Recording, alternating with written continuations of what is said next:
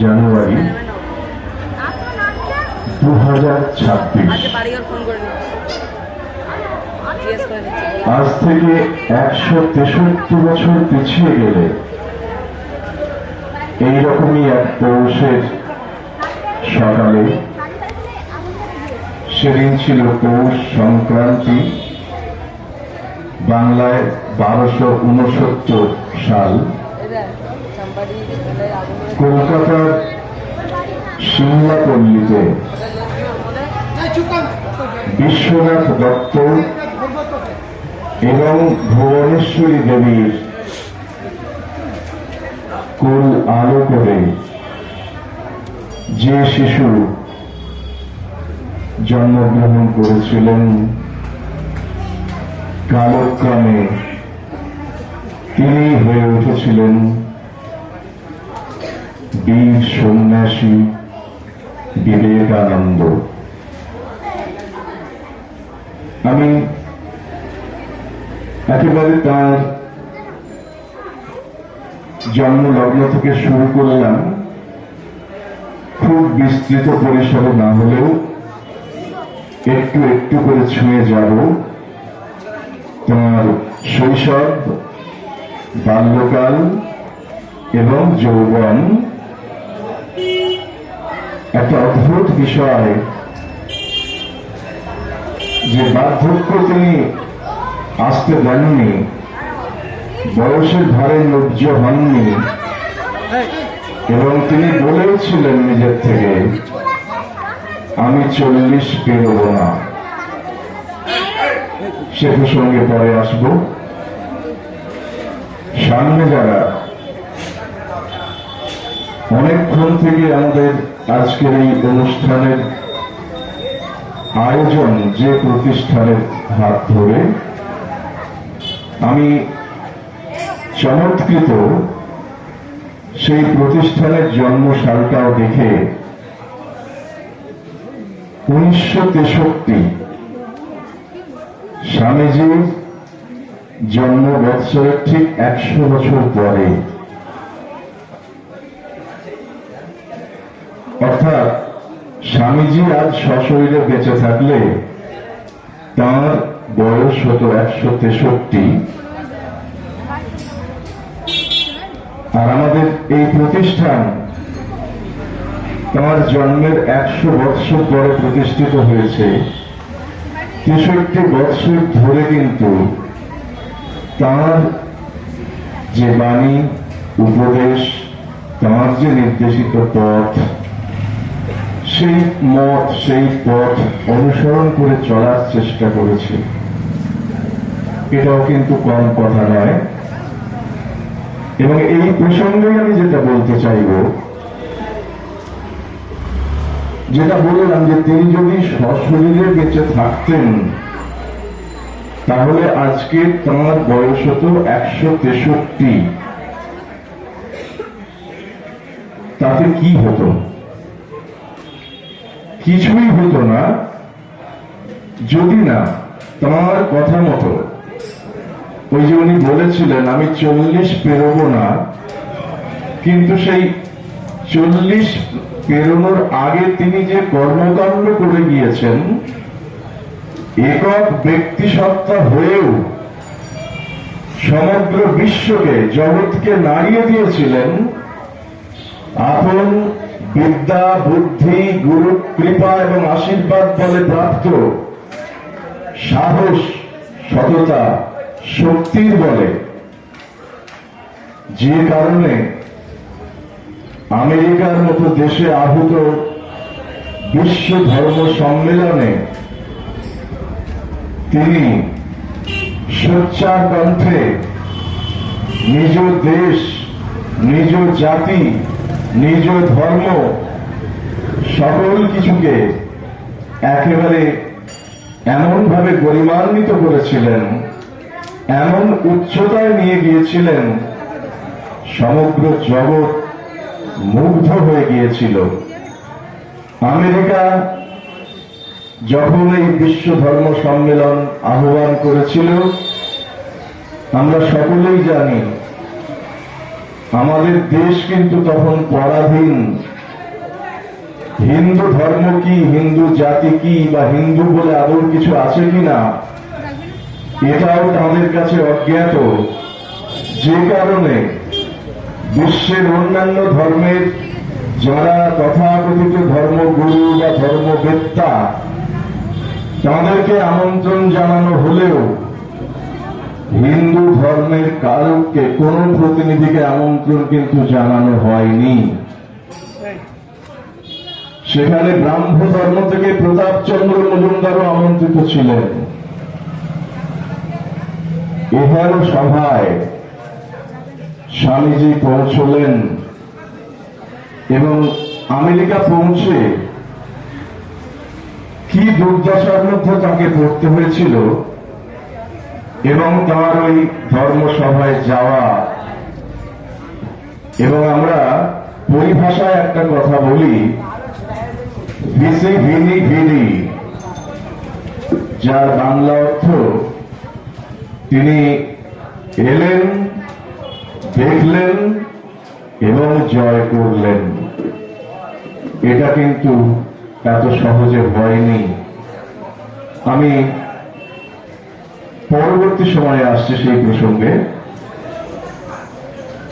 এই ছোট কচি কাঁচা যারা রয়েছে তোমাদের জন্যই বলছি, সামনে যারা বসে রয়েছে শোনো।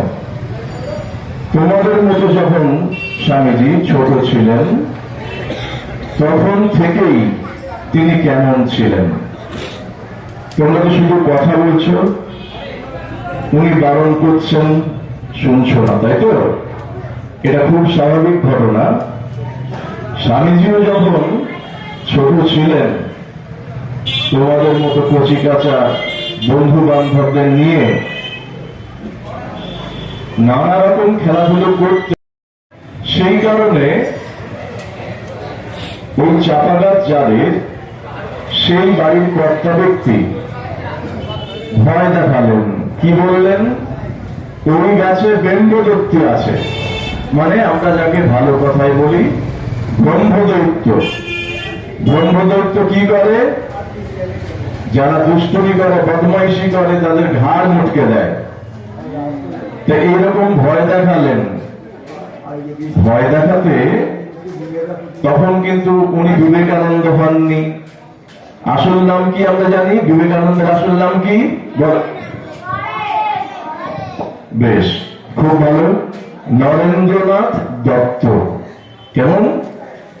এবারে বাড়িতে উনি এত ছটফটে, এত দুরন্ত ছিলেন। আর একটা ডাক নাম ছিল বিলেশ্বর। আর বাবা মা বিলে বলেও ডাকতেন পাড়া প্রতিবেশীরাও।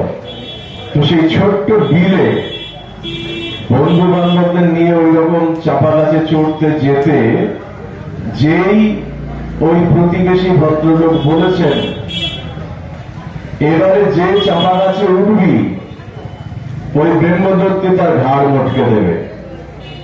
ব্যাস,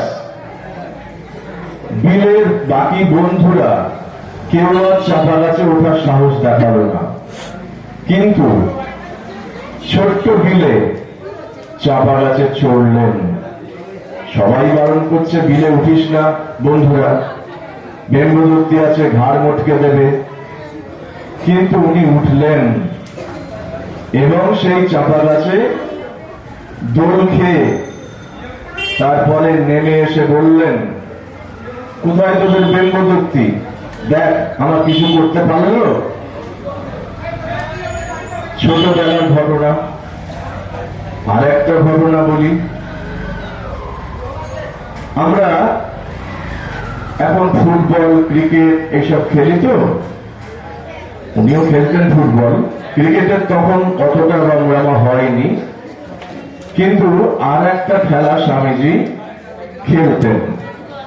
তখন তিনি স্বামীজি হননি, তোমাদের মতো ছোট্ট বিলে, বিলেশ্বর। ধ্যান ধ্যান খেলা। তো ধ্যান করতে গেলে কি করতে হয় আমরা জানি। পদ্মাসনে অর্থাৎ বাবু হয়ে বসে চোখ বন্ধ করে এক মনে কিছু ভাবতে হয়, চিন্তা করতে হয়। তো বিলের সঙ্গে বিলের বন্ধুরা আছে, সবাই কি করছে, অর্থাৎ তারা কিন্তু সবাই ওই ধ্যানটা ঠিক মতো করছে না, কিন্তু বিলে একদম চোখ বন্ধ করে ধ্যানস্থ। এমন সময় একটা বিষাক্ত কেউটে সাপ, গোখরো বলি আমরা, সেই সাপ এসে ছোট্ট বিলের সামনে খরা তুলেছে। এবার উনি তো চোখ বন্ধ করে ধ্যানস্থ আছেন, তাই না? তাহলে উনি দেখবেন কি করে? উনি দেখতে পেলেন না, কিন্তু বাকি বন্ধুরা, খেলার সাথীরা, ওরা তো চোখ খুলছিল, ওরা দেখতে পেয়েছে। খুব ভয় পেয়ে উঠে গিয়ে বিলের মাকে ডেকে এনেছে, বলছে দেখবে এসো। এইবারে ছোট্ট বিলের মাও এলেন, এসে উনি তো দেখে এত ভয় পেয়ে গিয়েছেন, মুখ থেকে ওনারও কথা বেরোচ্ছে না, সবাই চুপচাপ। কিছুক্ষণ পর সেই সাপ ফনা নামিয়ে চলে গেল। মা এসে ছোট্ট বিলেকে কোলে জড়িয়ে যখন জিজ্ঞাসা করছেন, হ্যাঁ রে বিলে, তুই কি করছিলিস? তোর বন্ধুরা কত চালাক, ওরা দেখলো, বুঝতে পারলো, আর তোর সামনে যে ওই সাপ এসে ওরকম করে ফনা তুলেছিল, তুই জানিস না? ছোট্ট বিলে জবাব দিল, কই, আমি তো কিছুই দেখিনি। এই দুটো ঘটনার থেকে আমরা কি শিখব? এটা তো গল্প নয়, কল্পনাও নয়, একেবারে ছোট্ট বিলে তার ছোটবেলায়, এই যে তোমরা সামনে বসে রয়েছ, তোমাদের মতো বয়সে তার জীবনে ঘটে যাওয়া দুটো ঘটনা। তাহলে আমরা কি শিখলাম এটার থেকে? আমরা শিখলাম যে যখন আমরা যে কাজটা করব,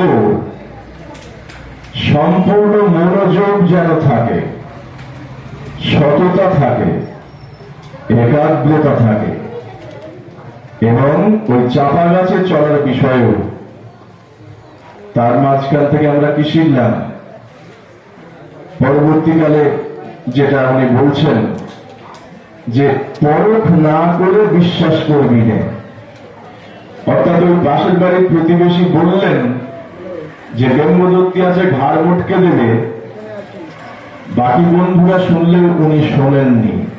তাহলে এই যে পরাক্রম, সাহস তার ছিল, যে সাহসী বোধ হয় পরবর্তীকালে যখন একদিন তিনি সমুদ্র যাত্রায় যাচ্ছেন, এক সাহেব ক্রমাগত আমার এই দেশ ভারতবর্ষ, আমার দেশের মানুষ, ভারতবাসী সম্পর্কে এত কটূক্তি করছেন তিনি, এত নিন্দা ভাষণ করছেন তিনি।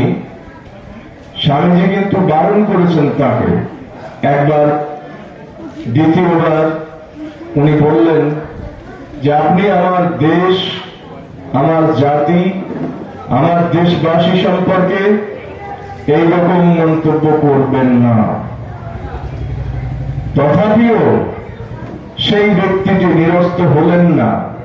কেন না, আমরা যারা এই ভারতবর্ষে থাকি, আমাদের দেশ সম্পর্কে পাশ্চাত্যবাসী, অর্থাৎ ইউরোপ আমেরিকায় যারা থাকেন, আবারও মনে করিয়ে দিই, এটা যে সময়কার ঘটনা, সেই সময় আমাদের দেশকে পরাধীন।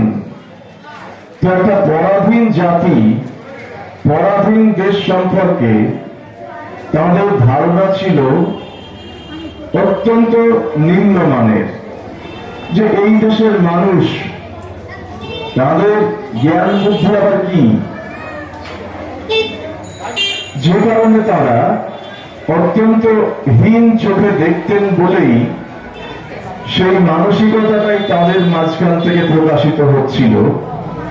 কিন্তু স্বামীজি প্রথম দ্বিতীয়বার নিষেধ করা সত্ত্বেও সেই জাহাজে, কিন্তু মনে রাখবেন সমুদ্রে জাহাজের ঘটনা এটা, তৃতীয়বার যখন সেই ব্যক্তি ভারতবর্ষ এবং ভারতবাসী সম্পর্কে অবজ্ঞাসূচক, নিন্দাসূচক, তাচ্ছিল্যপূর্ণ মন্তব্য করছিলেন, স্বামীজি শটান গিয়ে তার ঘাড় ধরে বলছেন, আপনি যদি না থামেন এবার আপনাকে আমি এই সমুদ্রের জলে ফেলে দেব।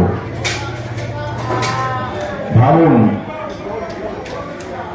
এই সাহস, এই পরাক্রম স্বামীজির ছিল, এই নির্ভীকতা স্বামীজির ছিল, সেই দৈহিক এবং মানসিক জোর স্বামীজির ছিল।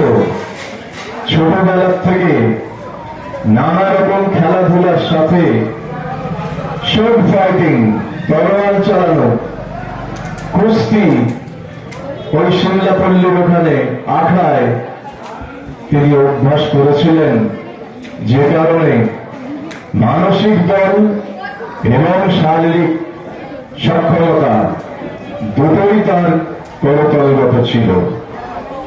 এই জন্যই তিনি ওই সমুদ্র যাত্রাকালীন সময়েও ওই সাহেবকে নিরস্ত করেছিলেন, ওইভাবে ভয় দেখিয়েই পরিষ্কার উনি বলেছিলেন, আপনি যদি না বিরত হন আমি কিন্তু আপনাকে এই সমুদ্রের অগাধ শরীরে ফেলে দেব। তারপরেই সেই সাহেব নিরস্ত হয়েছিলেন।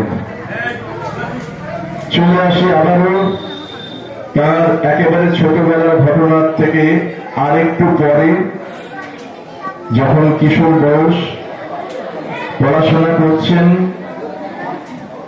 বিদ্যাসাগর মহাশয় কলকাতায় যে স্কুল করেছিলেন তখন নাম ছিল মেট্রোপলিটন ইনস্টিটিউশন, সেখানে পড়াশোনা করতেন। বিদ্যালয়ের পাঠ সমাপ্ত হলে, অর্থাৎ স্কুলের পড়া শেষ হলে, প্রথমে তিনি ভর্তি হয়েছিলেন কিন্তু প্রেসিডেন্সি কলেজে। যে কোনো কারণে হোক প্রেসিডেন্সি কলেজ ছেড়ে উনি ভর্তি হয়েছিলেন স্কটিশ চার্চ কলেজে। তখন স্কটিশ চার্চ কলেজের নাম ছিল জেনারেল অ্যাসেম্বলিজ কলেজ, পরবর্তীকালে স্কটিশ চার্চ নাম হয়। সেখানে তখন পড়াতেন বিদেশি সাহেব অধ্যাপক, এবং বিশেষ করে ওয়েস্টার্ন ফিলোসফি বা পাশ্চাত্য দর্শন, এই সম্পর্কে পড়াশোনার ফলে তার মনে একটা জিজ্ঞাসা, একটা প্রশ্ন উদয় হল। কেননা ওয়েস্টার্ন কালচার, ওয়েস্টার্ন ফিলোসফি, পাশ্চাত্য দর্শন শেখায়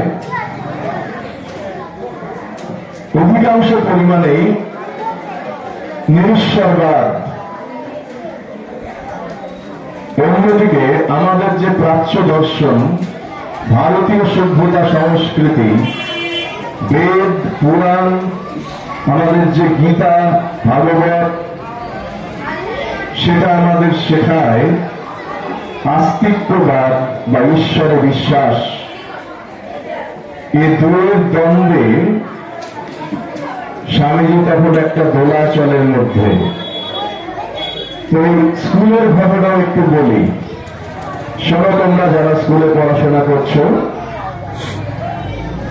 খেলাধুলোতেও যেমন, পড়াশোনাতেও তেমন স্বামীজি কিন্তু অত্যন্ত মেধাবী, সুতীক্ষ্ণ বুদ্ধির অধিকারী, তুখের স্মৃতিশক্তি সম্পন্ন ছিলেন। তো একদিন কি হয়েছে, স্কুলের ক্লাসের ঘটনা। যারা কথা বলছো তোমরা, আমি কিন্তু এই মাইকে এখানে ডাকবো, ডাকার পর জিজ্ঞেস করবো। এতক্ষণ আমার আগে আমার মাস্টারমশাই ছিলেন এখানে, উনি কি বললেন, কুমকুম কাজল, ওরা আমার খুব স্নেহের, খুব ভালো গান করে, অনেক ছোট থেকে ওদের দেখেছি। ওদের বাবা খুব ভালো গান করতেন, গানের মাস্টারমশাই ছিলেন। ওরাও খুব সুন্দর গান করেছে। কি গান করলো সব জানতে চাই, বলতে হবে। কেন বলতে হবে? স্বামীজি সেটা শিখিয়ে গিয়েছেন, সেই গল্পটাই বলি। আমারও বলি, গল্প নয়, সত্যি কাহিনী। স্কুলে মাস্টারমশাই পড়াচ্ছেন, আর আমরা কি করি, যারা একটু অন্যমনস্ক তারা কি করি, মাস্টারমশাই বা দিদিমণি পড়াচ্ছেন বটে, আমরা সেদিকে মনোযোগ না দিয়ে নিজেরা কথা বলি, অন্য কথা গল্প করি, তাই না? যে টিফিন হলে কি খাবো, আজকে কি খেলা করব। তো এরকম একদিন নরেন্দ্রনাথ এবং তার যে সহপাঠী, মানে ক্লাসের বন্ধুরা, 4-5 জন মিলে কথা বলছিলেন। মাস্টারমশাই সেটা দেখতে পেয়েছেন। শিক্ষক মহাশয় যিনি পড়াচ্ছিলেন উনি ডেকেছেন, নরেনকে ডাকেননি, বাকিদের ডেকেছেন। ডেকে জিজ্ঞাসা করলেন, এই কি পড়াচ্ছিলেন বল। বলতে পারলো না। তো তাদের একটু বকাঝকা মারধর করলেন পড়া বলতে না পারার জন্য, আর কান ধরে দাঁড়াতে বললেন যে পড়ার সময় পড়া না শুনে এইভাবে নিজেরা তো পড়া শুনল না, অন্যদেরও পড়া শুনতে দিল না, এই জন্য। তো তারা গিয়ে কান ধরে দাঁড়িয়েছে। নরেন কি করলেন, উনিও কান ধরে দাঁড়ালেন। মাস্টারমশাই বলছেন, আরে আমি তো তোকে দাঁড়াতে বলিনি। উনি বলছেন, হ্যাঁ আমাকে দাঁড়াতে হবে। তো উনি ডাকলেন, এখানে আয়। ছোট্ট নরেন মাস্টারমশাইয়ের কাছে গেলেন। আরে ওরা তো কথা বলছিল, সেই জন্যই তো আমি ওদের কান ধরে দাঁড়াতে বলেছি, তুই দাঁড়ালি কেন, তোকে তো বলিনি। উনি তখন বললেন, আপনি হয়তো দেখতে পাননি, আমিও কথা বলছিলাম। এই সততা ওনার ছিল। আমরা কি করি, আমরা হলে কি বলতাম, আমি কথা বলেছি কিন্তু আমি বলিনি, ও বলেছে, তাই না? পাশের বা সামনের বা পিছনের বন্ধুকে দেখিয়ে দেব, যাতে শাস্তিটা বন্ধুই পায়। কাকে বলে তাহলে বন্ধু? উনি দেখলেন যে আমি তো সমান দোষ করেছি, কেননা আমিও ওদের সঙ্গে কথা বলছিলাম, সেটা মাস্টারমশাই হয়তো দেখতে পাননি, কিন্তু সেই কারণে যদি এই শাস্তি হয় কান ধরে দাঁড়াতে, তো আমারও দাঁড়ানো উচিত। এই যে উচিত অনুচিত বোধ, এই যে বন্ধু প্রীতি, এই যে সততা, অত ছোটবেলা থেকেই তার মধ্যে ছিল। সেই জন্যই তিনি অত বড় মাপের মানুষ হতে পেরেছিলেন। এখন কাকে বলবো মানুষ?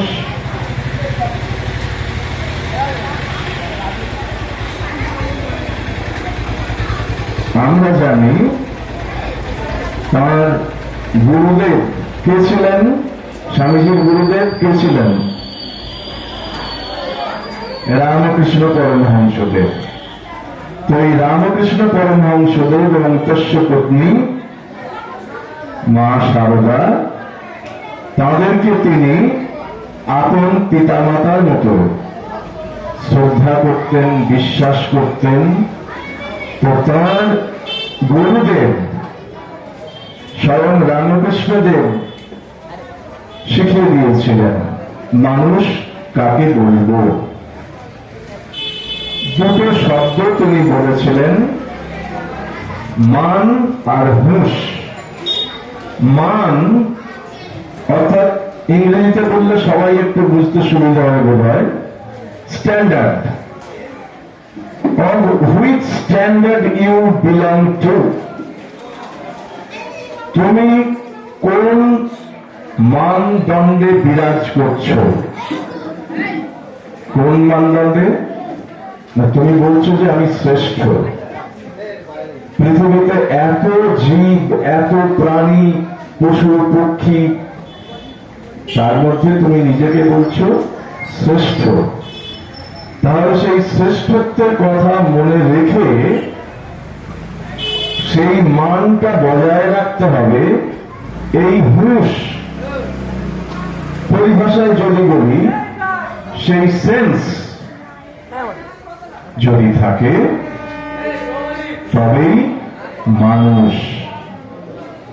অর্থাৎ মান বা স্ট্যান্ডার্ড সম্পর্কে হুঁশ বা সেন্স বা জ্ঞান যদি থাকে এবং সেটা আমরা যদি ঠিক ঠিক মেনে চলি তবেই মানুষ। অন্যথায় এই মানুষের মতো দেখতে বলে দুটো হাত, দুটো পা, দুটো চোখ, একটা মাথা, মানুষের মাঝেই বাস করি, না, মানুষ হতে পারলাম না। পরবর্তীকালে স্বামীজি কিন্তু একটা শব্দ ব্যবহার করেছেন, ওই জন্য উনি ভারী সুন্দর বলেছেন কথাটা, নর পশু। এবং এটাও সত্য যে আমরা যখন জন্মগ্রহণ করছি অন্যান্য পশু বা প্রাণীর মতোই, তাহলে সেই হিসেবে সেই পশু সত্তা বা জৈব যে সত্তা সেটা থাকছে। এইবারে মানুষ হওয়ার সাধনা ওটাই, সেই জৈবিক বা নিছক দৈহিক বা পশুত্বের স্তর থেকে নিজেকে উন্নীত করা মনুষ্যত্বে এবং পরবর্তীকালে দেবত্বে, এটাই হচ্ছে মানব জীবনের সাধনা। স্বামীজি সেটাই চেয়েছেন, সেটাই বলেছেন তার বক্তৃতায়, তার লেখায়, তার আচরণে তিনি দেখিয়ে দিয়েছেন। এবং তস্য গুরু রামকৃষ্ণ পরমহংসদেব তিনি কি বললেন? মানব জীবনের লক্ষ্য কি? ঈশ্বর লাভ। আজকে যদি আমরা আয়নার সামনে গিয়ে প্রত্যেকে দাঁড়াই, আগে তো নিজেকে দিয়ে বিচার করতে হবে মানুষ হয়েছে কি না। তাহলে স্বামীজির পথপ্রদর্শক নরেন থেকে বিবেকানন্দ স্রষ্টা রামকৃষ্ণ পরমহংসদেব যা বললেন যে মনুষ্য জীবনের উদ্দেশ্য বা লক্ষ্য হল ঈশ্বর লাভ, আর পরবর্তীকালে স্বামীজি যেটা বললেন যে এই যে নর পশু, অর্থাৎ আমরা পশুর মতো জন্মগ্রহণ করলেও পশুত্ব থেকে মনুষ্যত্বে এবং ক্রমে দেবত্বে উন্নীত হওয়ার সাধনা, সেটা আমরা করছি কি? ব্যক্তিগত, পারিবারিক, সামাজিক, রাষ্ট্রীয় পরিসরে এই প্রশ্ন, এই জিজ্ঞাসা যদি আমাদের প্রত্যেকের অন্তরে জাগরিত থাকে এবং অন্য অনেক কথা সরিয়ে রেখেও যদি স্বামীজির স্রষ্টা ওই রামকৃষ্ণ পরমহংসদেবের ওইটুকু কথা আর স্বামীজির এই যে পথ নির্দেশ, সেই সঙ্গে তিনি নিজ মাতৃসম যাকে মানতেন গুরু পত্নী মা সারদা দেবী, তিনিও খুব ছোট্ট একটা কথা বলে গিয়েছিলেন। কিন্তু যখন আমি ওগুলো পড়েছিলাম তখন ওগুলোর অর্থ বুঝিনি। পরবর্তীকালে এখনো বুঝছি জীবন দিয়ে যে ওই ছোট্ট কথাটা মেনে চলা কত শক্ত, সারা জীবনের সাধনা। কি বললেন মা শারদা? পারো তো নিজের দোষ দেখো। আজও পর্যন্ত আমরা ব্যক্তিগত, পারিবারিক, সামাজিক, রাষ্ট্রিক পরিসরে কি দেখছি? পরনিন্দা, পরচর্চা। অন্যের নিন্দা না করলে আমাদের পেটের ভাত হজম হয় না, রাত্রে ভালো ঘুম হয় না। অথচ নিজের মধ্যে এত অপূর্ণতা, এত ত্রুটি, এত দোষ রয়েছে, সে বিষয়ে আমরা সবাই উদাসীন, চোখ বুজে আছি। তাই মা শারদা যখন বললেন পারো তো নিজের দোষ দেখো, এই কথাটা যদি মনে রাখি তাহলে বোধ হয় আমরা অন্তত আজকে এই সভাতে উপস্থিত যে বয়সে যারাই আছেন এবং এই ছোটরা, এরা শরীরে বা বয়সে হয়তো ছোট, কিন্তু আমি বিশ্বাস করি যেহেতু এই প্রতিষ্ঠানের ছত্র ছায়ায় সেই পরমহংস মা শারদা এবং স্বামীজির নির্দেশিত পথে তারা এসে পড়েছে, মানুষ হচ্ছে। এই মুহূর্তে হয়তো তাদের মননে পৌঁছচ্ছে না, কিন্তু কানে কর্ণগোচর হচ্ছে। সুতরাং তারাও বোঝে এবং এই কচিকাঁচা এরা আগামী দিনে বড় হবে, আগামী দিনে এই সমাজের, এই দেশের, এই রাষ্ট্রের হাল ধরবে।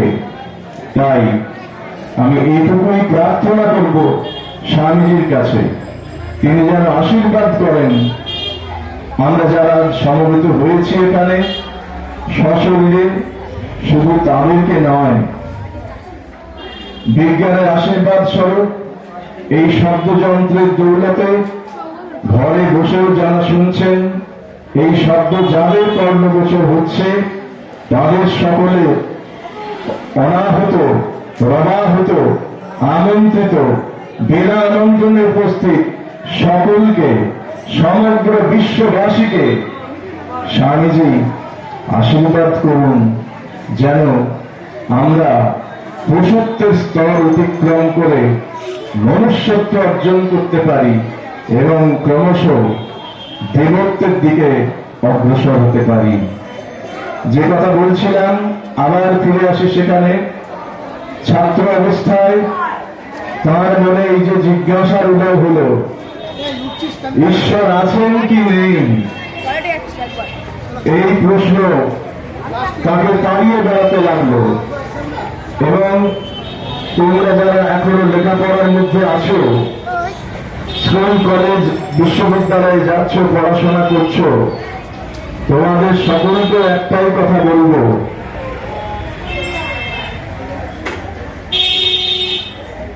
আচ্ছা আমরা সারা বছর যে পড়াশোনা করি, কেমন পড়লাম তার একটা পরীক্ষা হয়তো, সেই পরীক্ষা তার ইংরেজি কি বলা হয়, আমরা কি বলি, কি দেখে লিখি, কোয়েশ্চেন দেওয়া হয়, তাই তো?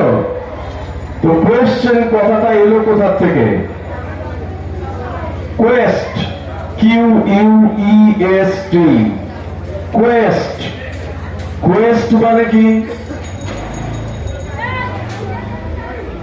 কোয়েস্ট মানে ভালো কথায় বললে অন্বেষণ, সহজ কথায় বললে আমার জানবার ইচ্ছে, কৌতূহল, প্রশ্ন করা। এইভাবে বলি, যারা আমরা স্কুল, কলেজ, বিশ্ববিদ্যালয়ে যাচ্ছি, আমরা কি জানতে চাই? মাস্টারমশাই, দিদিমণিরা ক্লাসে আসেন, আমরা কি প্রশ্ন করি? আমরা ওই চেয়ার টেবিল বেঞ্চের মতো চুপচাপ বসে থাকি, মাস্টারমশাই দিদিমণিরা আসছেন, তিনি বলে গেলেন, ঘন্টা পড়লো, আমরা হই হই করে বেরিয়ে আসলাম, বন্ধু বান্ধব কথা বলছি। তাহলে এই প্রশ্ন করা, কৌতূহল, জানবার ইচ্ছা, এই কোয়েস্ট যার বা যাদের থাকবে, তারা কিন্তু ক্রমশ উন্নতির দিকে এগিয়ে যাবে। এই কোয়েস্ট স্বামীজিকে তাড়িয়ে নিয়ে গিয়েছিল, whether there is God or not, ঈশ্বর আছেন কি নেই, এই প্রশ্ন, এই জিজ্ঞাসা তাকে তাড়িত করেছে, চালিত করেছে। ব্রাহ্ম ধর্মের তখন খুব রমরমা। কেশবচন্দ্র সেন বিশাল খ্যাতি, নামডাক। রবীন্দ্রনাথ ঠাকুরের পিতৃদেব, রবীন্দ্রনাথের বাবা মহর্ষি দেবেন্দ্রনাথ, তিনিও ব্রাহ্ম ধর্মে। স্বামীজি কিন্তু রবীন্দ্রনাথের বাবার কাছে গিয়েছিলেন এই প্রশ্ন নিয়ে, মহাশয় আপনি কি ঈশ্বর দেখেছেন? উনি বললেন যে না, আমি ঈশ্বর দেখিনি। 1881 নভেম্বর মাস, সুরেন মিত্রের বাড়িতে আগমন দক্ষিণেশ্বরের পাগল ঠাকুর রামকৃষ্ণ পরমহংসদেবের। তাকে গান শোনানোর জন্য ডাক পড়ল নরেন্দ্রনাথ দত্তের। সেই প্রথম দেখা, প্রথম পরিচয়। তার 1-2 মাস পরেই এইরকম এক পৌষ মাসে, ওই 1881 দক্ষিণেশ্বরে গেলেন। তখনও তিনি বিবেকানন্দ হননি, নরেন্দ্রনাথ। শতান প্রশ্ন, ওই জিজ্ঞাসা, মহাশয় আপনি কি ঈশ্বর দেখেছেন? এবং এই প্রথম জীবনে কারো কাছ থেকে তিনি উত্তর পেলেন, যিনি নাকি নির্দ্বিধ চিত্তে বললেন, হ্যাঁ আমি ঈশ্বর দেখেছি। এইখান থেকেই তাদের মধ্যে যে আত্মার মিলন ঘটল, পরবর্তী সময়ে সেটা কোন স্তরে পৌঁছেছিল আমরা জানি। যে কারণে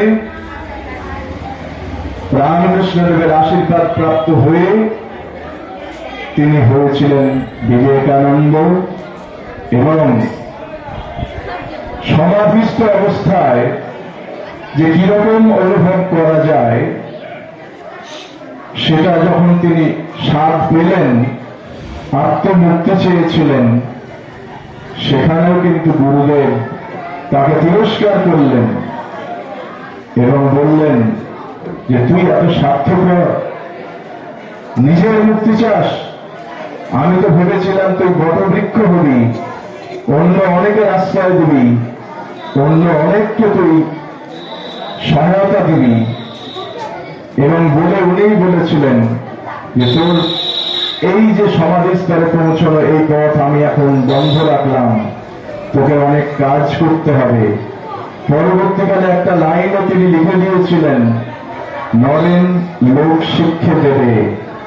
সত্যি নরেন লোকশিক্ষার জন্যই এসেছিলেন বলেই তামাম ভারতবর্ষ নয়, তামাম বিশ্বের লোকের কল্যাণে, লোকের শিক্ষার জন্যই তিনি আবির্ভূত হয়েছিলেন, উপনীত হয়েছিলেন শিকাগো ধর্ম মহাসম্মেলনে।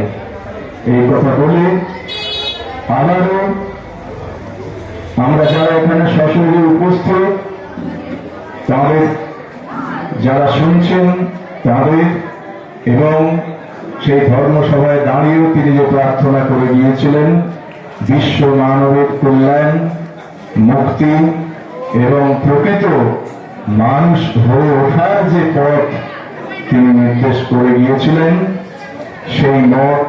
সেই পথ যেন আমরা প্রত্যেকে ব্যক্তিগত জীবনে মেনে চলতে পারি, সেই আশীর্বাদ তিনি আমাদের করুন। এই কথা বলে সকলকে যথাবিহিত সম্মান শ্রদ্ধা জানিয়ে আমি আমার কথা এখানেই রাখলাম।